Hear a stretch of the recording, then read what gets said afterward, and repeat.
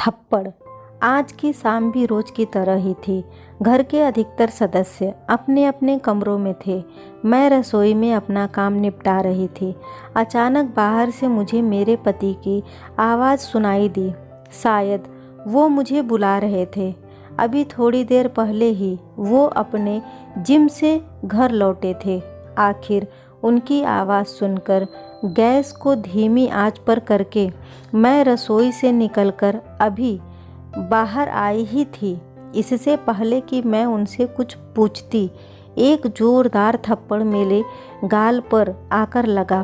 कुछ पल के लिए सब कुछ सुन्न सा हो गया। ना मुझे कुछ सुनाई दे रहा था, ना ही मुझे कुछ दिखाई दे रहा था। मैं ज़मीन पर एक तरफ गिरी पड़ी थी, पर उस एक थप्पड़ की गूंज पूरे माहौल में गूंज चुकी थी। घर के हर कमरे में वो गूंज सुनाई दे रही थी। घर के बाकी सदस्य, देवर और ससुर जी भी निकलकर बाहर हॉल में आ गए थे। वहीं जहाँ ये थप्पड़ मेरे गाल पर पड़ा था, वहीं जहाँ सासू माँ अपनी विजयी मुस्कान के साथ अपने बेटे के पौरूष पर इतरा रही थी। आखिर उनके बेटे ने उनके कलेजे को ठंडक प्रदान जो कर दी थी। सचमुच आज जब उनका बेटा मेरे गाल पर थप्पड़ लगाकर मुझे कमज़ोर साबित कर रहा था, तब सासू माँ को अपने बेटे पर गर्व महसूस हो रहा था। आखिर वो उनके दूध का कर्ज तो उतार रहा था। एक जिम जाने वाला बंदा जिसके अच्छे खासे बाइसेप्स हो, वो अगर थप्पड़ मारे तो कैसा लगता है। बस वही हाल मेरा हो रहा था। मैं अस्त व्यस्त अवस्था में ज़मीन पर पड़ी हुई थी। मुझे ये भी होश नहीं था कि मेरा दुपट्टा कहीं और जाकर गिरा है। मुझे लगा कि कोई तो मेरे लिए बोलेगा, पर ये देखकर ससुर जी बोले, बिल्कुल शर्मो हया नहीं है। यहाँ देवर ससुर सब लोग खड़े हैं और इसके सिर से दुपट्टा गायब है। लोग क्या कहेंगे?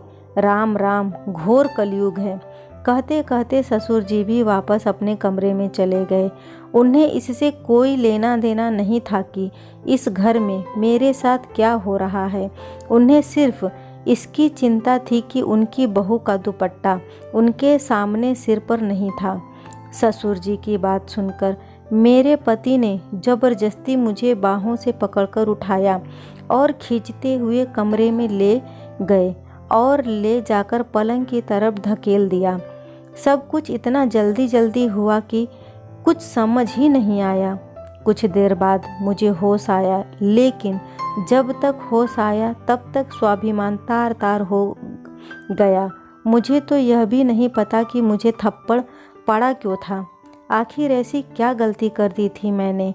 अभी तक मेरी शादी को तो सिर्फ 1 ही महीना हुआ है, पर यह 1 महीना कोई सपने जैसा नहीं है। एक एक्सीडेंट में माता पिता की मौत के बाद लोगों के कहने पर फटाफट अपनी जिम्मेदारी निभाने के चक्कर में चाचा ताऊ ने मेरी शादी इस घर में कर दी, क्योंकि उस संयुक्त परिवार में बेटी मैं अकेले ही थी। चाचा और ताऊ के 2 बेटे थे। पुश्तैनी जायदाद में पिता का भी हिस्सा था, हालांकि वो हिस्सा अभी भी मेरे नाम पर था। ये बात मेरे ससुराल वाले बहुत अच्छे से जानते थे, इसलिए खुद यह लोग रिश्ता लेकर आए थे।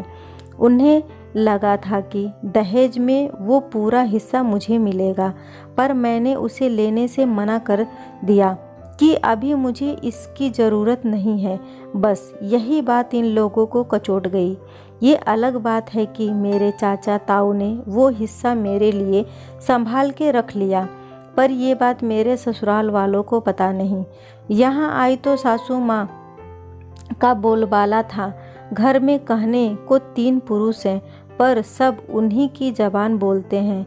थोड़ी देर बाद सासू माँ की बाहर से आवाज़ आई, अरे ओ महारानी, कब तक आराम फरमाती रहेगी? बाहर आकर रोटियां तो सेक। यहाँ सब कब से भूखे बैठे हैं। आखिर रोती सिसकती मैं अपने दुपट्टे को सही करती हुई बाहर आई। मुझे देखकर मेरे पति ने कहा, अब तो सबक मिल गया होगा। आज के बाद खबरदार मेरी माँ को किसी काम के लिए कहा तो वो यहाँ किसी की नौकरानी नहीं है। माँ बाप ने कुछ संस्कार नहीं सिखाए इसे। पति की बात सुनकर मन घृणा से भर गया। ऐसा कौन सा काम कह दिया मैंने सासू माँ को करने के लिए जिसकी मुझे यह सज़ा दी गई। तभी याद आया कि सासू माँ को शाम को चाय की तलब हुई थी, तो चाय बनाकर उनके कमरे में देने गई तो सासू माँ कमरे में नहीं थी, इसीलिए चाय टेबल पर रख आई थी।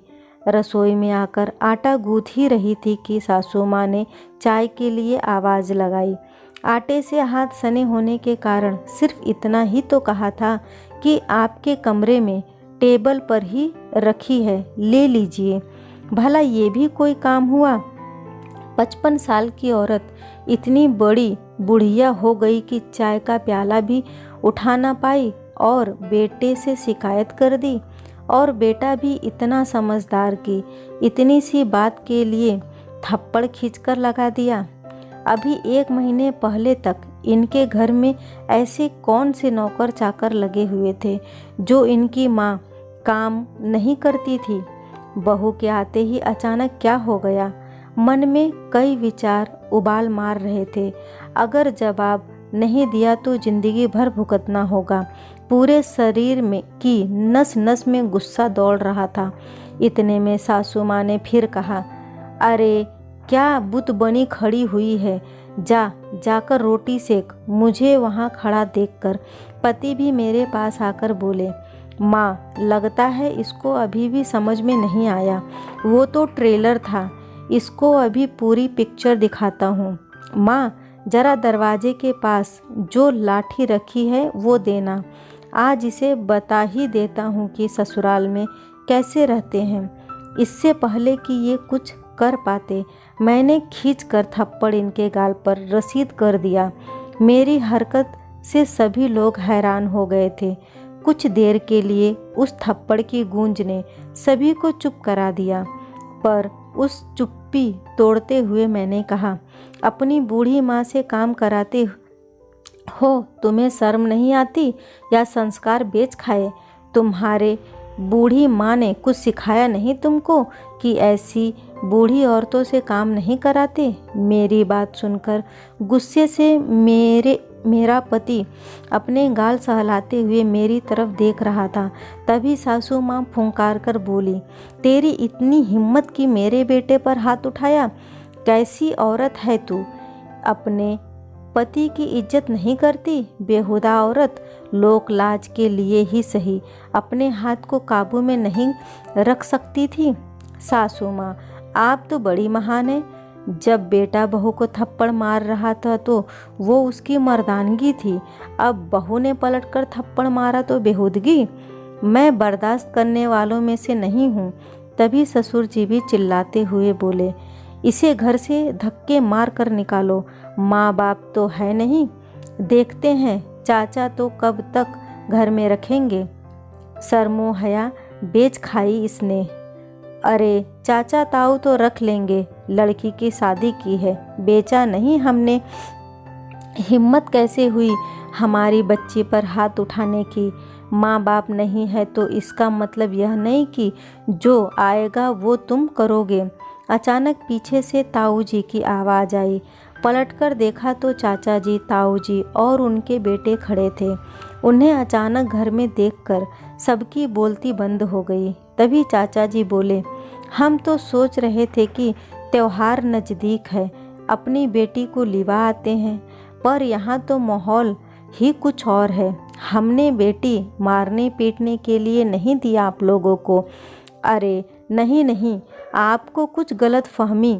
ससुर जी ने बात को संभालने की कोशिश की, पर ताऊ जी ने हाथ दिखाकर रोक दिया। ले जा रहे हैं हमारी बेटी को, अब सीधे कोर्ट में ही मिलना।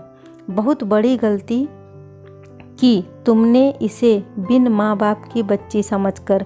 गलती हमारी थी कि हमने लोगों के कहने पर इसकी शादी जल्दी कर दी। सासू माँ ने अपना तुरुप का पत्ता फेंका। हाँ हाँ ले जाओ, बिल्कुल ले जाओ, घर बैठी बेटी बोझ ही होती है। जब लोग ताने मारेंगे ना, तब पता चलेगा। क्या कहोगे लोगों से कि आपकी बेटी अपने पति को थप्पड़ मारकर आई है? लोग क्या कहेंगे? अब उससे हमें फ़र्क नहीं पड़ता। अब हमारी बेटी इस घर में नहीं रहेगी, कहकर ताऊ जी ने मुझसे मेरा सारा सामान बंधवाया और उसी समय मुझे लेकर रवाना हो गए। आखिर कुछ दिनों की मशक्क़त के बाद मुझे उस घर से छुटकारा मिल ही गया। आज मैं अपने आगे की पढ़ाई कर रही हूँ और जब तक आत्मनिर्भर नहीं हो जाऊँगी तब तक ताऊ जी और चाचा जी ने मेरी शादी की बात करने तक से मना कर दिया। दोस्तों, कैसी लगी ये कहानी मुझे कमेंट करके ज़रूर बताइएगा। वीडियो को लाइक और शेयर करना न भूलें। चैनल पे पहली बार आए हैं तो इसे सब्सक्राइब ज़रूर करें। कहानी सुनने के लिए आपका बहुत बहुत धन्यवाद।